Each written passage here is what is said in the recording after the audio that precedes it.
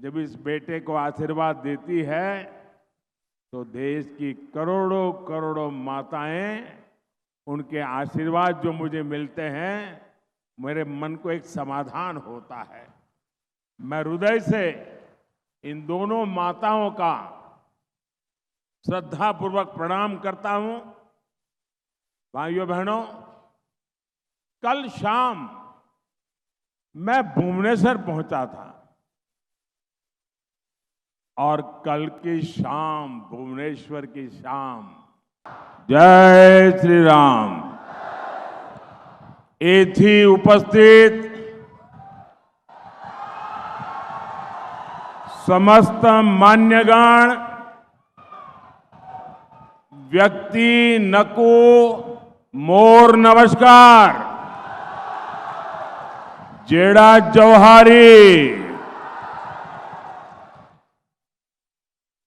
मां बराला देवी, मां पाटखंडा और नारायणी मंदिर को मैं आस्था पूर्वक नमन करता हूं।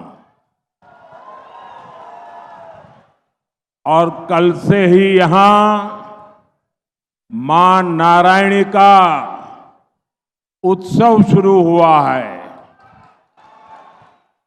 मैं आप सभी को बहुत बहुत बधाई देता हूं। आज मेरा सौभाग्य है कि कंधमाल आते ही मुझे ऐसे आशीर्वाद मिले हैं जो मैं जीवन भर भूल नहीं सकता हूं।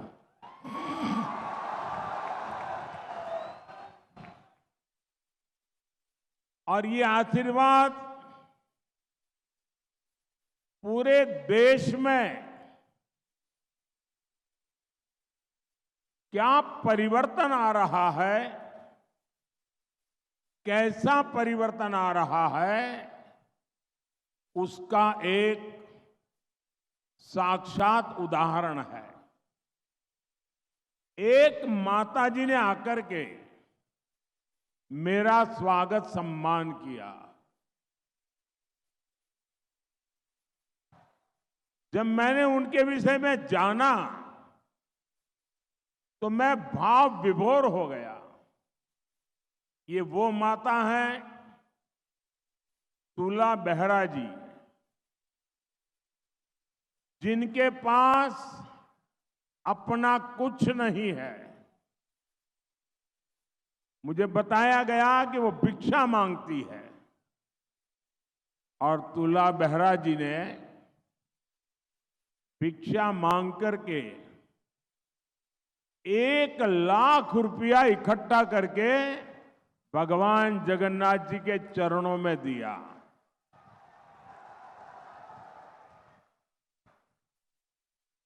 खुद को मैंने पूछा, कोई जरूरत है क्या, आप कुछ चाहती हो क्या?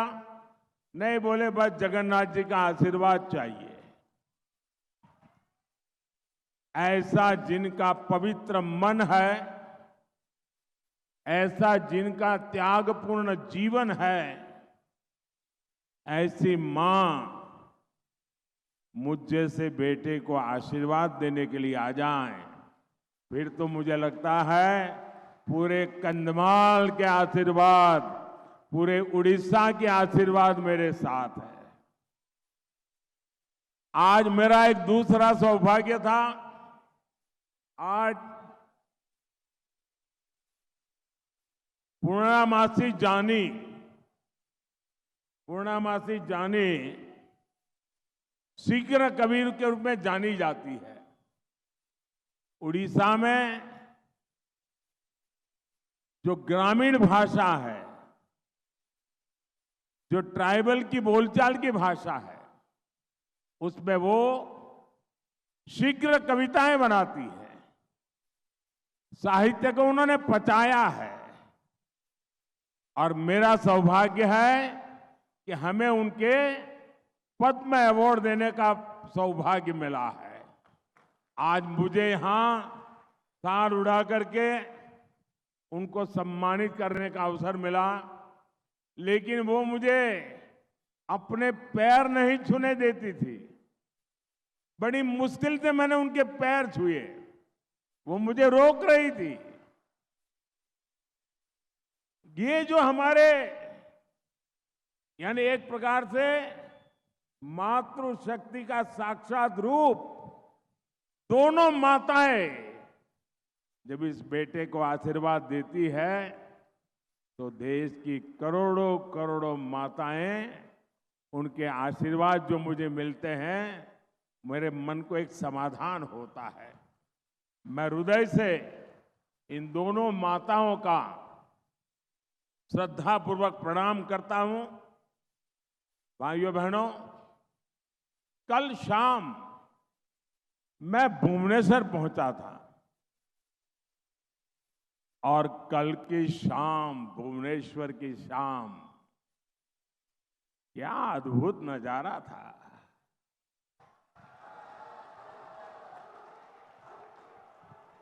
क्या अपार जनसमूह था। सड़कों पर अबाल वृद्ध सब, छोटे छोटे बच्चे, बुजुर्ग माताएं, सड़कों पर आकर के हजारों लोग आशीर्वाद दे रहे थे। मेरे लिए उड़ीसा का ये स्नेह, उड़ीसा का ये प्यार कितनी बड़ी ताकत का, और भगवान जगन्नाथ जी के चरणों में मिलने वाले आशीर्वाद, सचमुच में मैं आप सबका जितना आभार व्यक्त करूं कम है। मैं उड़ीसा के लोगों का ऋणी हूं। आपने मुझे कर्जदार बना दिया है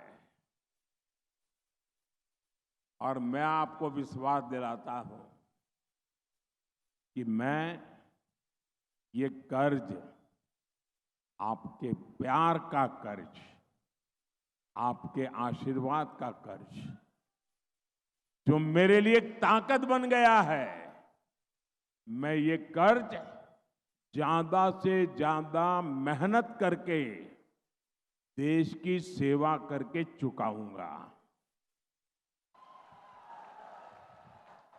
और साथ साथ उड़ीसा को देश में एक विकसित राज्य बनाने के लिए दिन रात मेहनत करके चुकाऊंगा।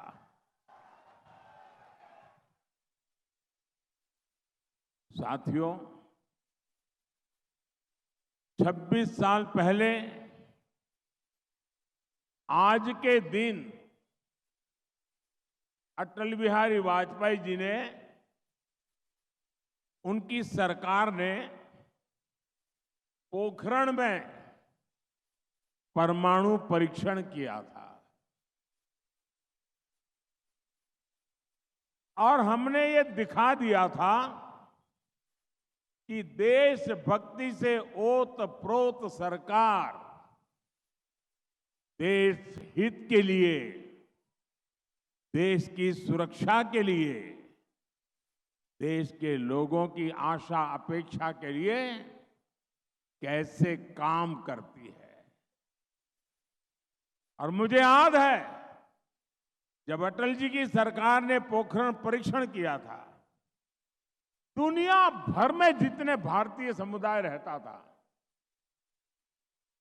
वो गर्व की अनुभूति करता था और आजादी के बाद पहली बार विदेश की धरती पर लोग उनकी तरफ सम्मान की नजर से देखते थे। वो परमाणु परीक्षण की इतनी बड़ी ताकत थी। साथियों, एक वो दिन था जब भारत ने दुनिया को अपने सामर्थ्य का परिचय करवाया था और दूसरी तरफ एक कांग्रेस की सोच, कांग्रेस बार बार अपने ही देश को डराने की कोशिश करती है। वो कहते हैं संभल के चलो, पाकिस्तान के पास एटम बम है, पाकिस्तान के पास एटम बम है, पाकिस्तान के पास एटम बम है। ये मरे पड़े लोग